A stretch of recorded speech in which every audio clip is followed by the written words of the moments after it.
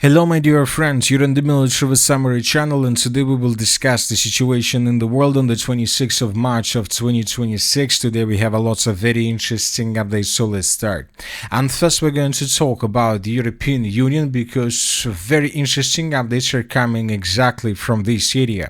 European Union gas storage sites have been drained to record low levels amid surging gas prices, Bloomberg reports. 28%, that is the average fuel level of gas storage facilities across the European Union. This is the lowest figure since 2022. Against the backdrop of the conflict in the Middle East, LNG features in Europe have jumped by more than 55%. Europe will be forced to refill its gas storage facilities amid fierce competition with Asia for LNG, Bloomberg emphasized. Another important statement is Europe risked fuel shortage as early as April due to the closure of the Strait of Hormuz, according to Shell. South Asia was the first to feel the full brunt of the situation, then it spread to Southeast Asia, Northeast Asia, and as April approaches, it will spread even more strongly to Europe. The crisis has already impacted aviation fuel supplies, with the price doublings.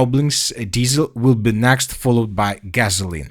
So as you can see, the situation here is very difficult, and we see that after the statements that were made by Trump on Monday, the oil prices began growing once again, and we start receiving updates that the spike followed Iran's negative response to the US 15-point peace plan.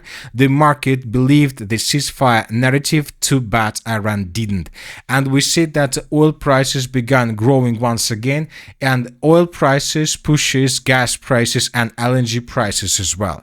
And another important thing is that the situation won't stabilize in coming days. Furthermore, different states and different countries through the world are trying to worsen the situation.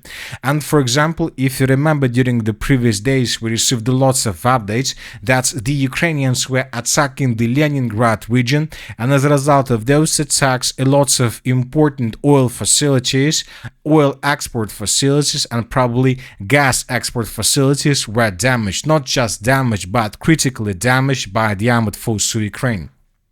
In this video, we can see the area around the city of Ust-Luga. Here we can see the port infrastructure, export port infrastructure that was damaged significantly. We can see very heavy fire from this area. Furthermore, another video we received from the area of Primorsk. This site was attacked several days ago, but we still continue receiving updates from this area, which means that the situation is still critical.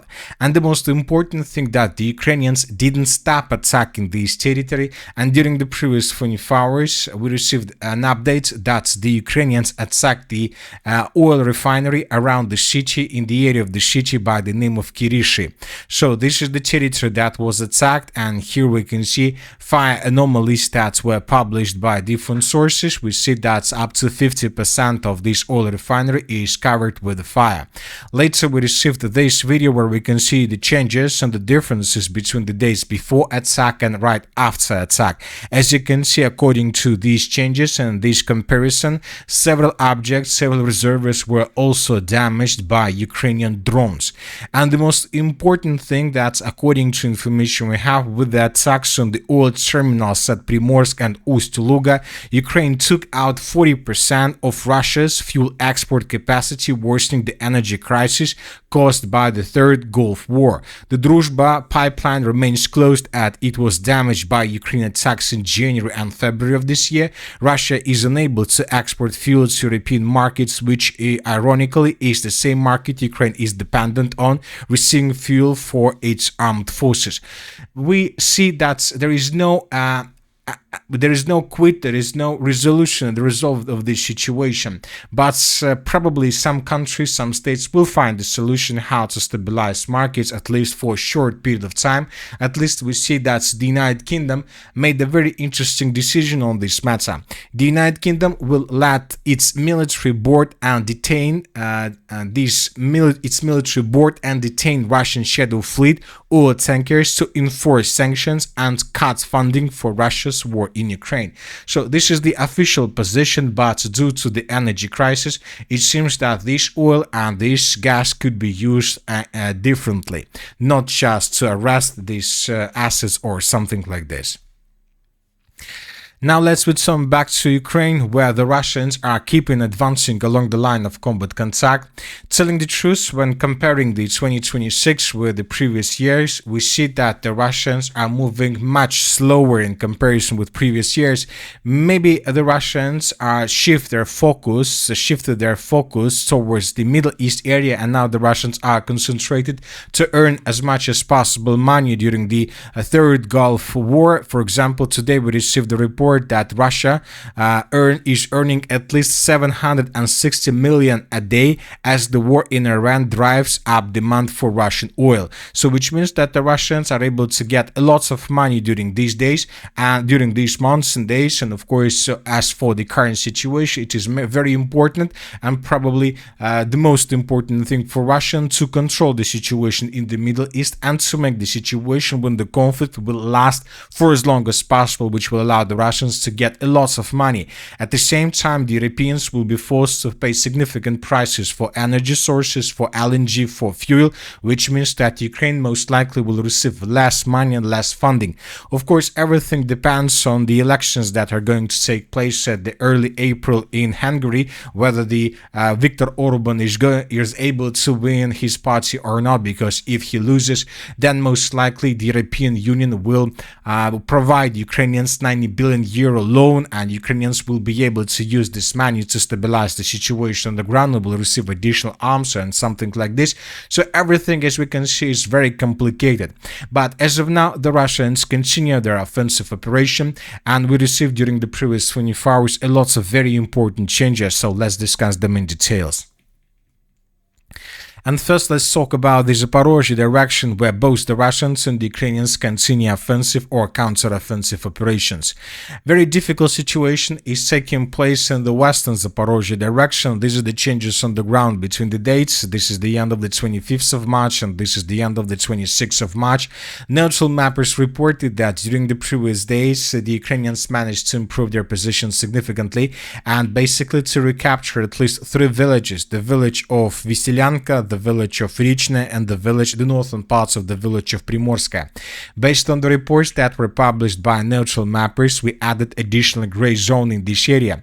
So this post was published today, this information was published today, and a few hours later, pro-Russian sources published this video where we can see how Russians were moving in this area, probably with some problems, with some dangers from the Ukrainian side, but they were moving.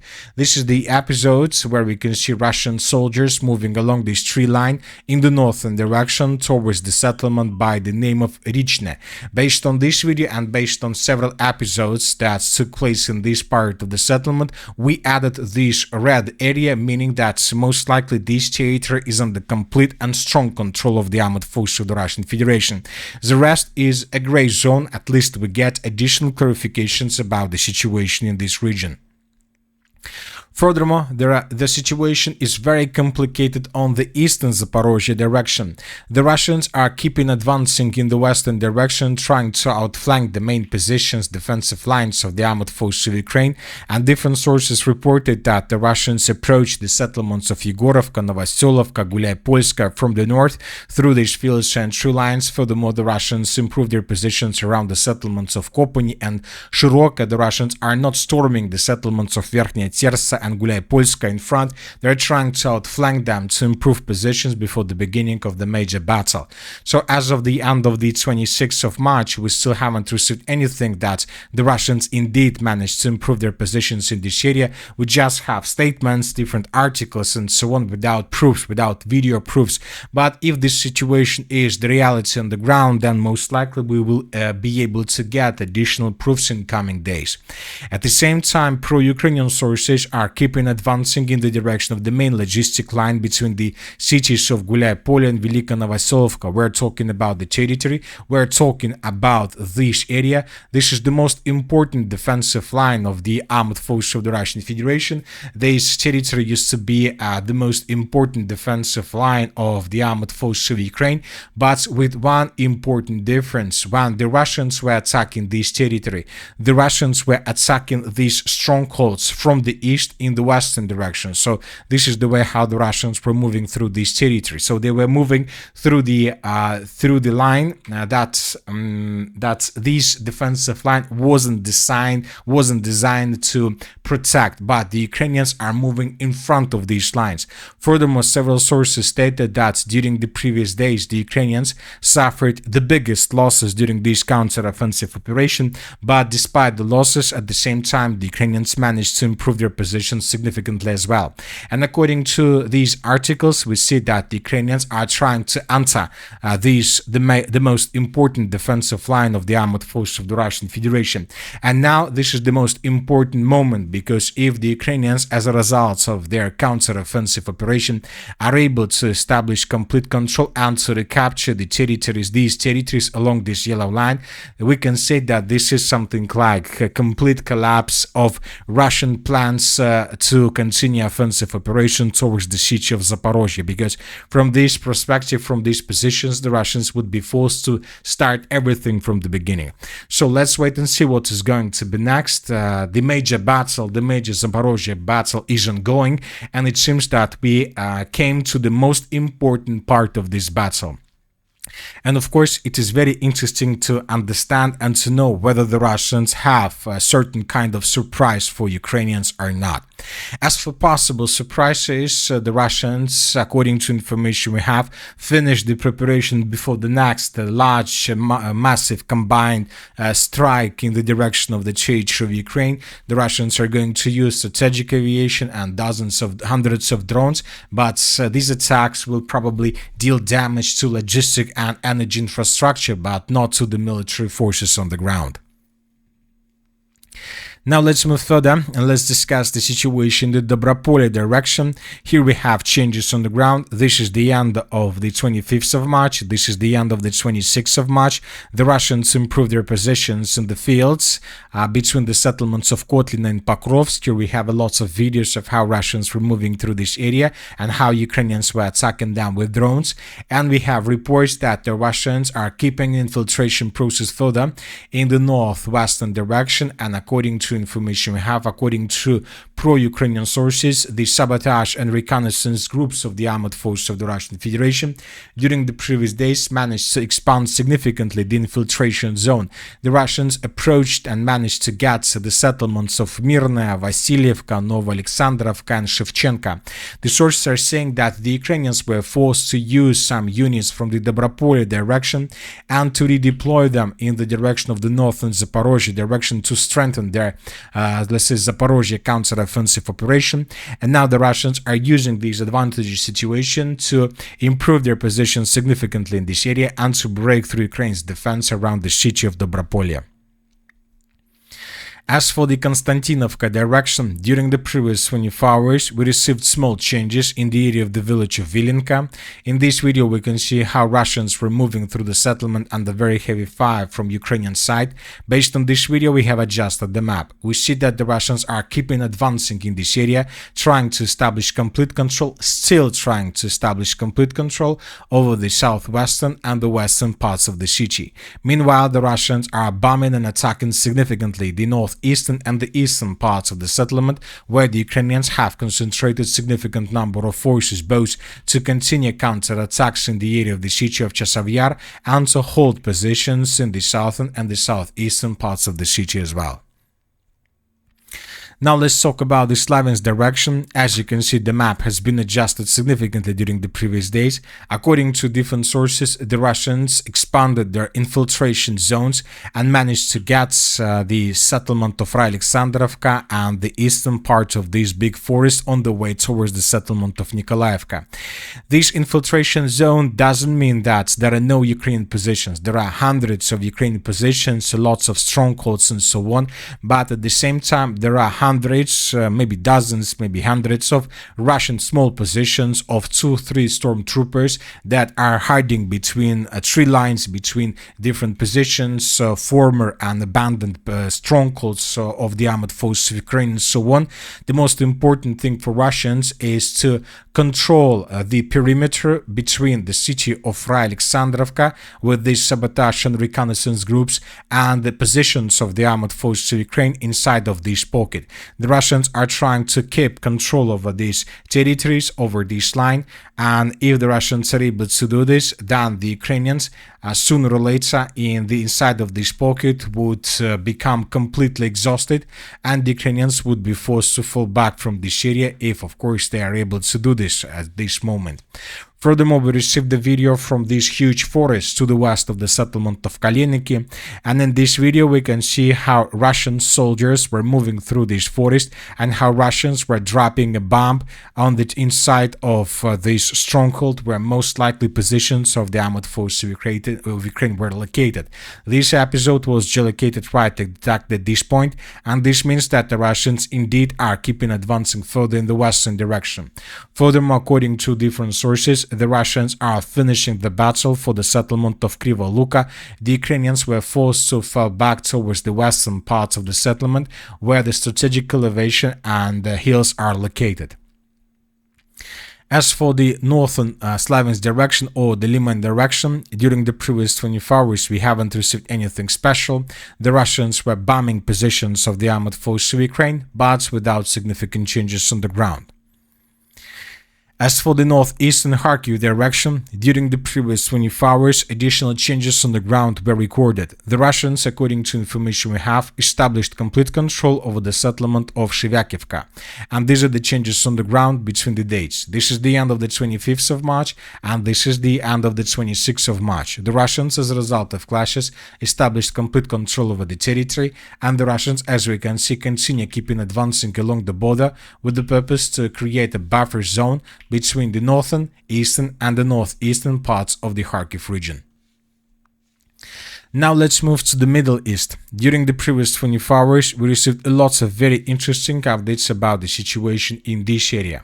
The Russians continue evacuation of their staff from the area of the city of Bushehr from the Bushehr nuclear power plant. We received an article that Rosatom continues the evacuation of personnel after a strike near the Bushehr nuclear power plant took place. So the Russians are trying to stay on the safe side, and obviously if the coalition is attacking this territory and if the Russians continue evacuation, this means that this territory could be the epicenter of possible ground operation from the American side. Furthermore, we received a report that Iran has reinforced Khark Island with troops, air defenses and mines preparing for a potential US ground operation. US officials warn of high risk, including heavy casualties due to layered defenses and recent deployments of Iranian man-pads and anti-armor mines. Furthermore, we receive reports that another place where the United States of America may try to improve their positions is Keshm Island, which is located right exactly in the area of the Strait of Hormuz. Furthermore, according to different sources, the Persian Gulf states are also interested in this operation. First of all, we are talking about United Arab Emirates. According to different sources, according to the Wall Street Journal, the United Arab Emirates wants to continue attacking Iran, and probably they think that it is possible to establish control over the islands and to keep control of this territory in the future after the end of the Third Gulf War. Another important thing that the state of Qatar doesn't want to continue this situation. The reality is that Qatar is seeking to end the conflict after suffering significant damage to its economy. So most likely the states of Qatar and Bahrain will be forced to quit this conflict very soon. But as of the possible ground operation, it seems that the United States of America, by all these media things with Khark Island and with Keshm Island, are trying to force us to think that something is going to happen here. But it seems that it's impossible for the Navy forces of the United States of America to cross the Strait of Hormuz itself with the purpose to enter the Persian Gulf and then to carry out a landing operation both from the area of the Kharkiv Island and on the southwestern part of Iran and on the territory of Qasem Island. So when talking about possible future escalation, it seems that the United States of America has just several options. The sources are saying that there are 4 possible solutions, and according to different media, the Pentagon is preparing for a massive final, this is a key word, strike against Iran. That was stated by Axios. There are 4 options, and the 4 options are being considered. The first one, invasion or blockade of Kharkiv Island, the main center of Iranian oil export. But I don't believe that this is going to happen, because this island is located very close to the Iranian positions. And from the other side, this island is located very far from Kuwait, from positions and territories of allies. Furthermore, we know that currently there is a big mass on the territory of Kuwait. The Iranians are keeping attacking the infrastructure of this state. During the previous days, lots of facilities, oil facilities, fuel storages were attacked around the Kuwait airfield international. People are escaping this territory, trying to avoid clashes with the Iranian side. So it seems that this territory cannot be used by the coalition for any purposes, especially for possible landing operation. The second option is to invasion of Larak Island, which helps Tehran straighten control over the Strait of Hormuz. So the island of Larak is located to the south of the city of Bandar Abbas. But when talking about this island is too small. And if the United States of America take control over this island, obviously the Iranians will have no problems to reduce the entire island till ruins and probably under the surface of the Strait of Hormuz or the Persian Gulf.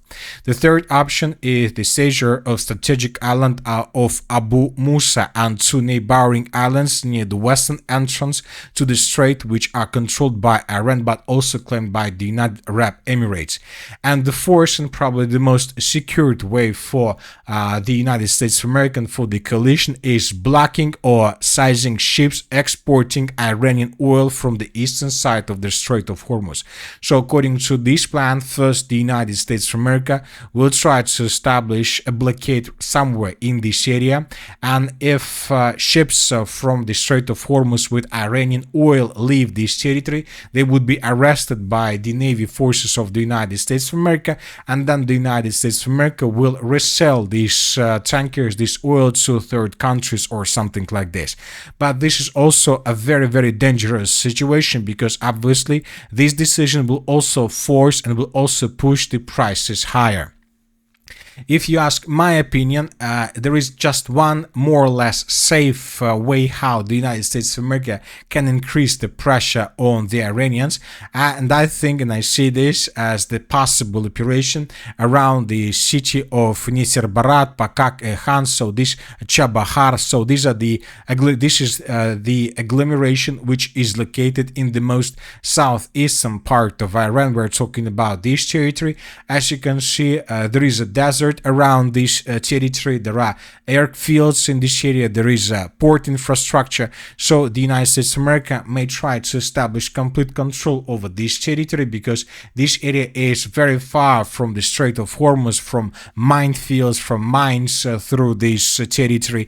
And from these positions, the United States of America may continue expanding their foothold in this area, probably involving the Middle East states and troops of United Arab Emirates, if they have some, of Saudi Arabia, and probably of other countries.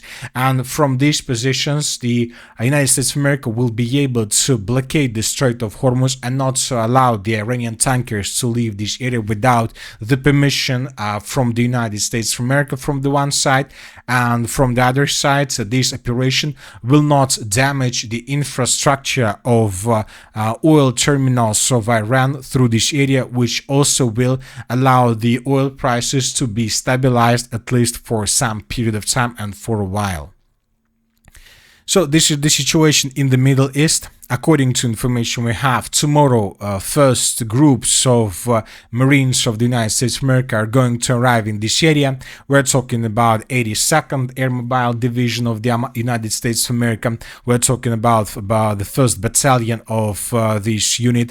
Furthermore, we are talking about the 11th and the 31st Marine Expeditionary Groups that are going to arrive in this area also very soon. And of course, we are talking about additional forces that the United States of America is sending in the direction of the Middle East. And obviously, according to all these redeployments, it doesn't look like the United States of America are going to redeploy these ground forces without a reason. Obviously, they will do their job when they arrive.